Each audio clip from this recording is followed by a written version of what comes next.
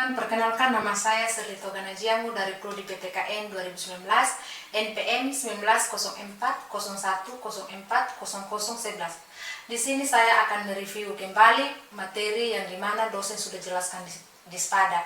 Di sini saya akan menjelaskan ada 3 materi.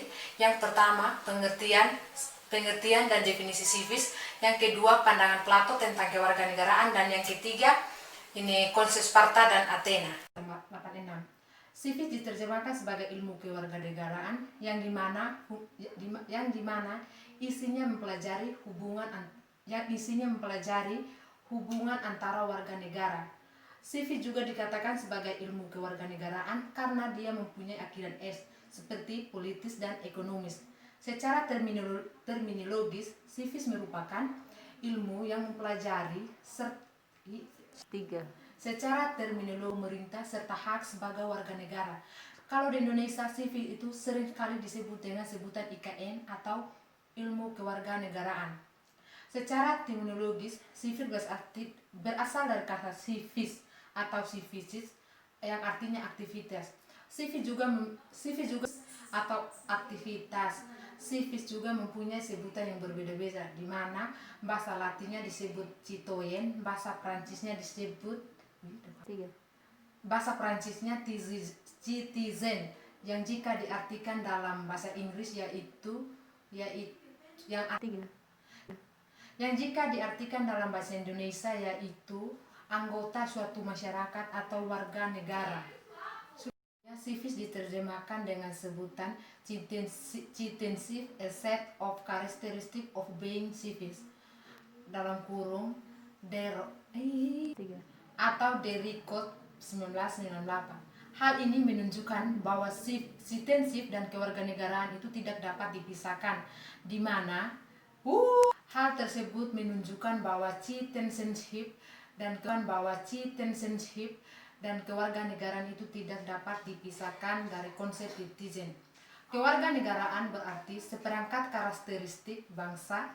Kewarganegaraan juga hal tersebut menunjukkan bahwa citizenship dan kewarganegaraan itu tidak dapat dipisahkan dari citizen. Kewarganegaraan merupakan seperangkat hak atau kepemilikan kewarganegaraan berarti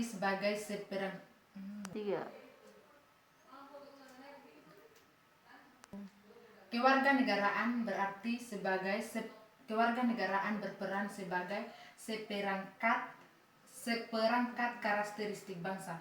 Kewarganegaraan juga membawa implikasi pada kepemilikan untuk atau Derry Code 1998.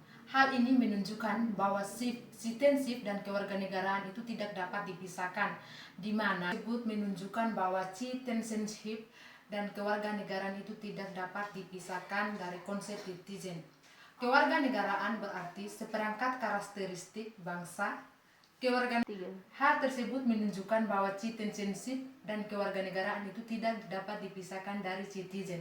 Kewarganegaraan merupakan seperangkat hak atau kepemilikan kewarganegaraan berarti kewarganegaraan berperan sebagai seperangkat karakteristik bangsa. Kewarganegaraan juga dapat civis diterjemahkan dengan sebutan citizenship, a set of characteristics of being civis, dalam kurung atau Derry Code 1998.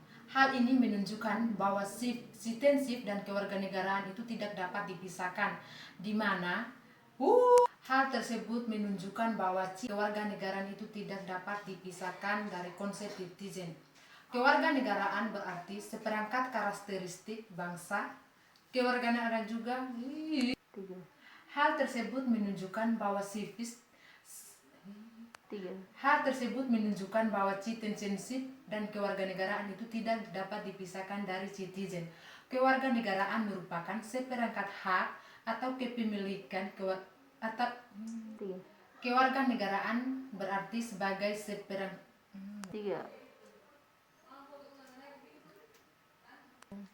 Kewarganegaraan berarti kewarganegaraan berperan sebagai seperangkat karakteristik bangsa. Kewarganegaraan juga membawa implikasi pada kepemilikan untuk Yang kedua yaitu pandangan Plato tentang kewarganegaraan. Pandangan Plato tentang kewarganegaraan itu hampir sama dengan kejadian di Sparta, di mana warga negara mereka itu tidak mementingkan hal berpendidikan, melainkan mereka itu lebih fokus ke hal militer, dan tugas utama mereka itu adalah bersiapkan diri untuk berperang. Plato juga merupakan salah satu warga negara yang menyimpan makanan dengan tujuan untuk membangun ikatan bersama. Dalam pandangan Plato juga ada 4 kelas terpisah, antara lain memberikan suara, ini mematuhi hukum, antara lain hukuman karena gagal, memberikan suara, dan lain-lain. Dan bagian terpenting di pandangan Plato itu kita harus mematuhi hukum serta tunduk pada hal sosial politik dan harus memiliki sikap pribadi yang bersifat internal.